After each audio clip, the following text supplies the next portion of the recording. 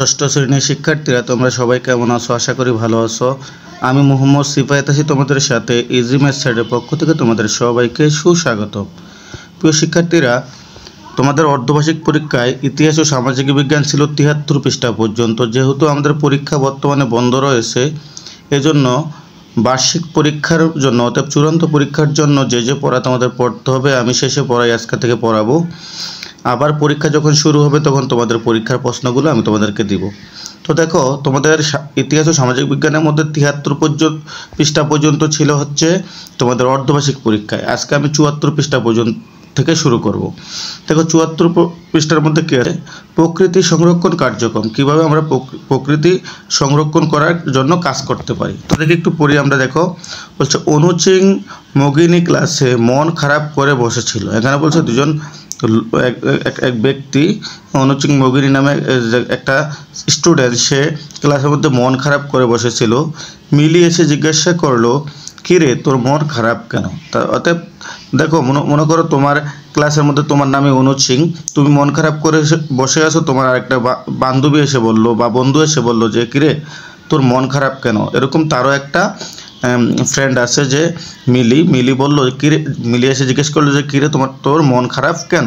অনুচিং বলল, স্কুলে আসার পথে নদীর ধারে সে খুব একটা বাজে ঘটনা দেখে এসেছে, তাই তার মন খারাপ। অর্থাৎ বোঝা গেল কি, অনুচিং বলল কি, মিলিকে বলল যে আমি স্কুলে আসার পথে আমি একটা বাজে ঘটনা দেখেছি, এই জন্য আমার মনটা খুব খারাপ। মিলি বলল, আমি না তোর বন্ধু, আমাকে বল কি দেখেছিস। মিলি বলল, অর্থাৎ মিলি তাকে স্বাভাবিক করতে চেষ্টা করলো যে আমি তো তোর বন্ধু, তুই আমাকে বল যে তুই কী দেখেছিস। অনুচিং বলল, দেখলাম নদীতে জেলেরা মাছ ধরার সময় একটি শিশুক, অর্থাৎ মিঠা পানির ডলফিন, মানে শিশুক বলতে এখানে বোঝাইছে যে মিঠা পানির ডলফিন মাছ যেটা ধরা পড়েছিল, তীরে নিয়ে আসার পর সেখানে অনেক লোক জমে যায়। তারপর একদল দুষ্টু লোক শুশুকটাকে চিনতে না পেরে ভয়ঙ্কর কোনো প্রাণী ভেবে মেরে ফেলেছে।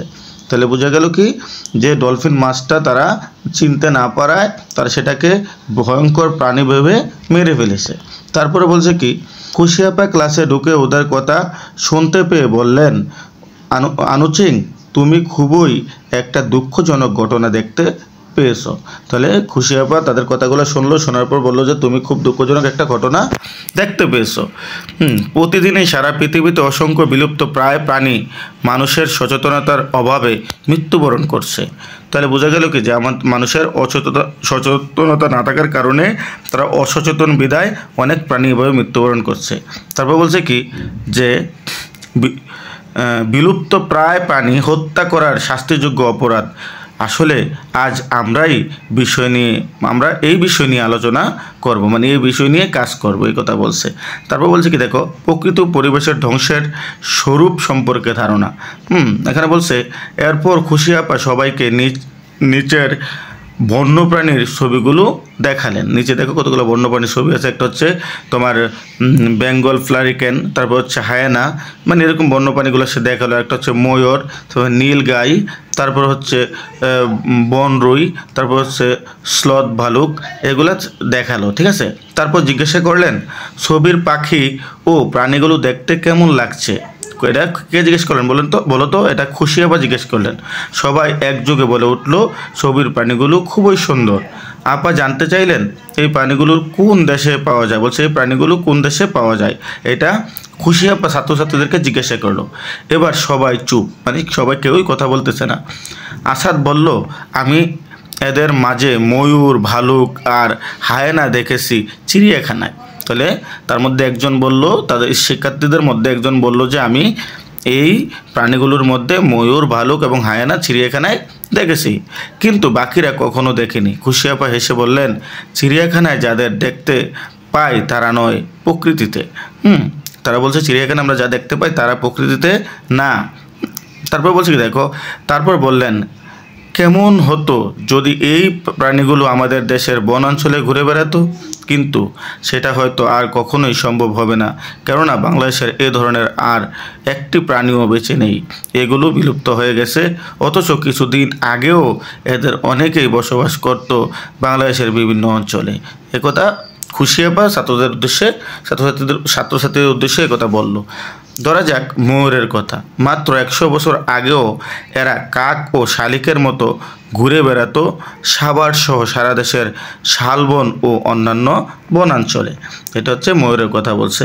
এবার খুশি আপা একটু গম্ভীর মুখে জিজ্ঞাসা করলেন, তোমরা কি জানো কেন এই সুন্দর সুন্দর প্রাণীগুলো বাংলাদেশ থেকে বিলুপ্ত হয়ে গেছে?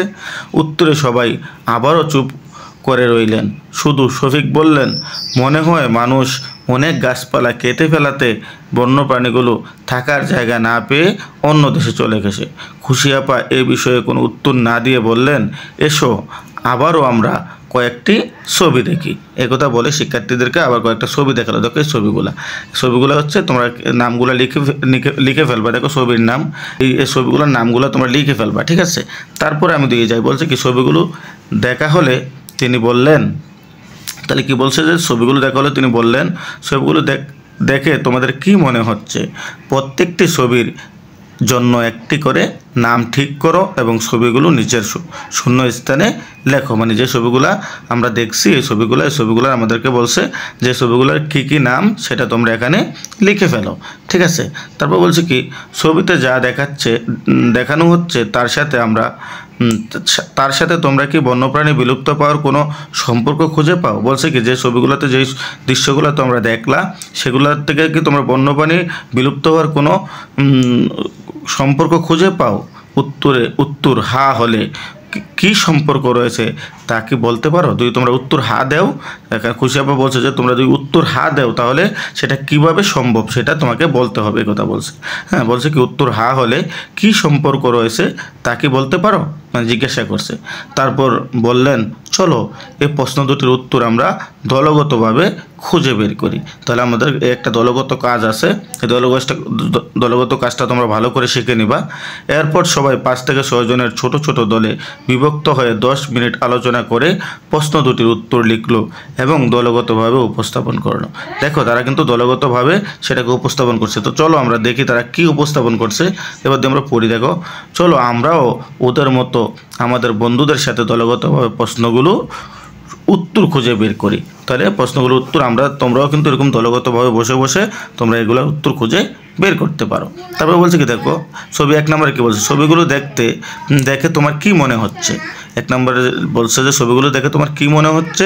প্রত্যেকটি ছবির জন্য একটি করে নাম ঠিক করো এবং ছবির নিচে শূন্যস্থানগুলো লেখো। এই জায়গাতে দেখো কতগুলো দাগ দিছে, এই জায়গাতে তোমরা শূন্যস্থানগুলো লিখবা।